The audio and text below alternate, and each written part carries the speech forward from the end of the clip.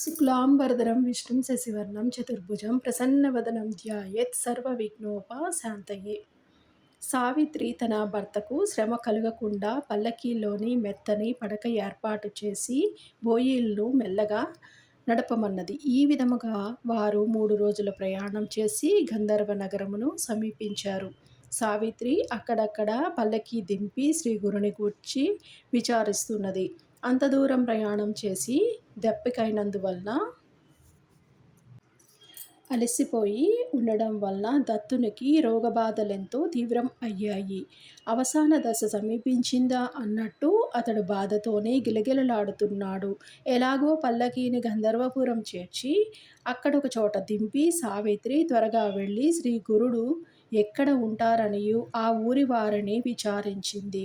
వాళ్ళు స్వామి అనుష్ఠానానికి సంగమం వద్దకు వెళ్ళారనియును చెప్పారు. అతనిని అక్కడకు తీసుకువెళ్దామని సావిత్రి పల్లకీ వద్దకు వచ్చేసరికి దత్తుడు మరణించాడు. పాపం ఆమె గుండెలు బాదుకుంటూ ఏడుస్తూ ఉంది. ఆమె పెట్టుకున్న ఆశలన్నీయును పటాపంచలయ్యాయి. ఆ శోకము భరించలేక ఆమె కత్తితోని పొడుచుకోబోతే అక్కడి వారందరూ అడ్డు వచ్చి ఆపారు.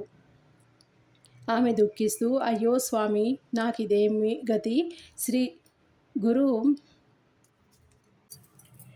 ఓ శ్రీ గురుమూర్తి, మీరు ప్రాణ రక్షకులనియును తలచి గంపెడాశతోని ఇంత దూరము కాళ్ళీడ్చుకుంటూ వచ్చాను. కానీ నా పని దైవానుగ్రహం కోసము వెళ్ళిన వాని మీద ఆలయం విరిగి పడ్డట్టు, నీడను చేరబోయిన వాని మీద ఆ చెట్టు విరిగి పడినట్లు, మంచినీటికని పోయిన వాడు మొసలినోట పడ్డట్లు, నా భర్తను బ్రతికించుకోవడానికి ఇక్కడకు వచ్చిన నేను అతనిని పోగొట్టుకున్నాను. నా గతి పులిబారి నుంచి తప్పించుకున్న ఆవు గోమాంసం తినే యవనుడి పాలిట పడినట్లయింది. నాకు తెలియకనే నేను నా భర్తను చంపినదానని అయ్యాను. వృద్ధులైన అత్తమామలకు ఒక్కగానొక్కడైన వారి బిడ్డను దూరం చేసి దేశం కాని దేశంలోని దిక్కులేని చావు చచ్చేలా చేశాను అని హృదయ విచారంగానూ ఏడుస్తూ ఉంది. అప్పుడక్కడ చేరిన వారిలోని కొందరు అమ్మాయి, నీవిలా ఏడ్చినందువలన లాభం ఏమిటి? విధిలిఖితము విష్ణువునైనా విడిచిపెడుతుందా అని తెలియచెప్పాలనియూ చూచారు. కానీ వయస్సులోని చిన్నదైన ఆమెకు అతని సాహచర్యంలోని మధురమైన స్మృతులు గుర్తుకు వచ్చి ఆమె హృదయాన్ని కలచివేస్తున్నాయి.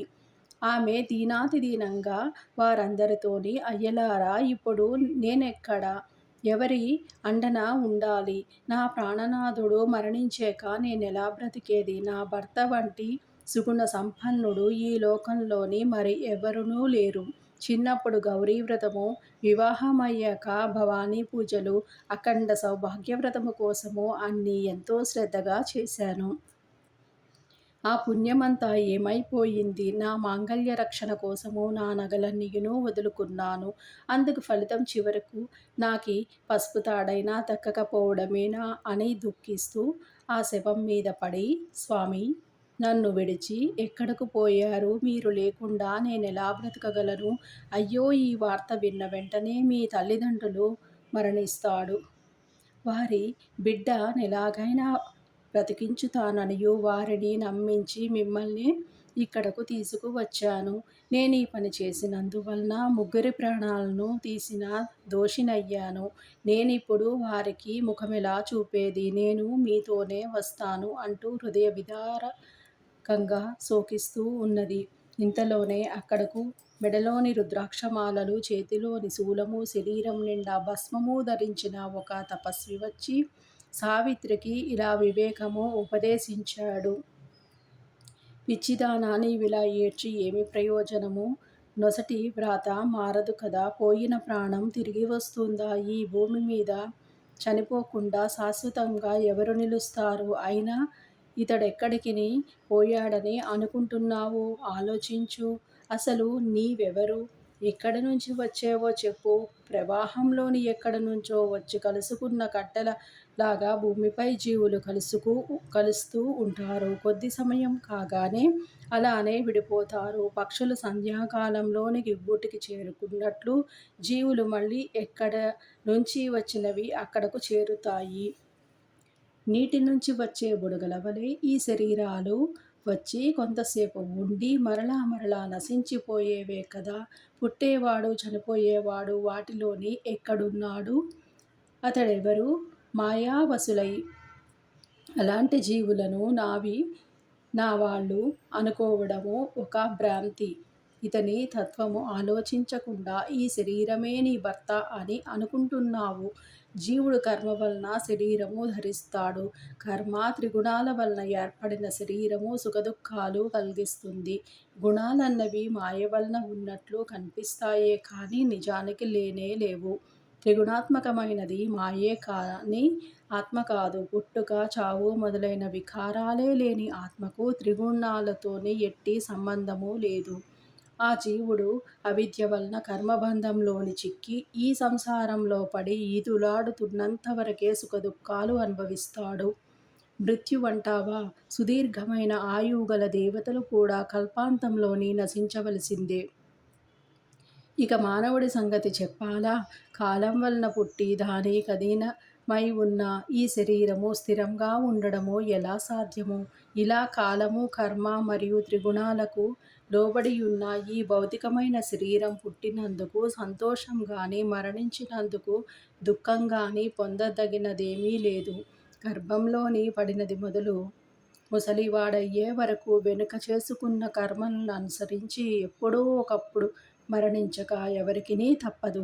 ఈ మధ్య కాలంలోని ఎవరైనా వారి విధివ్రాతలను అనుసరించి ఎక్కడ ఏ సమయంలోని ఎలాంటి సుఖదుఖాలు అనుభవించాలో అట్టివి ఎవరైనా అనుభవించవలసిందే కానీ వాటిని నివారించడము ఎవరి తరము?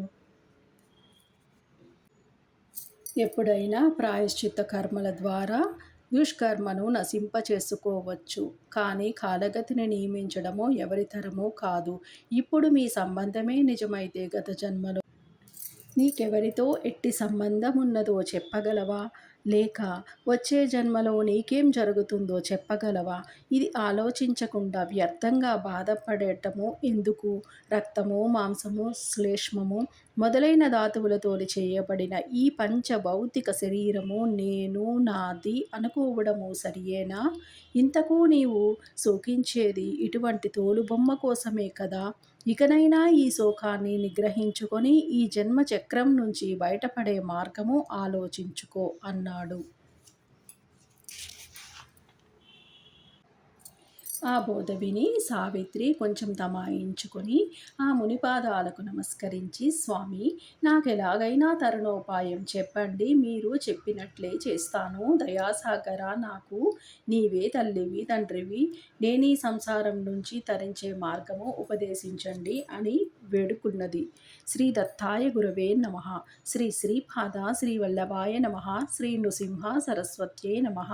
30వ అధ్యాయము సంపూర్ణము.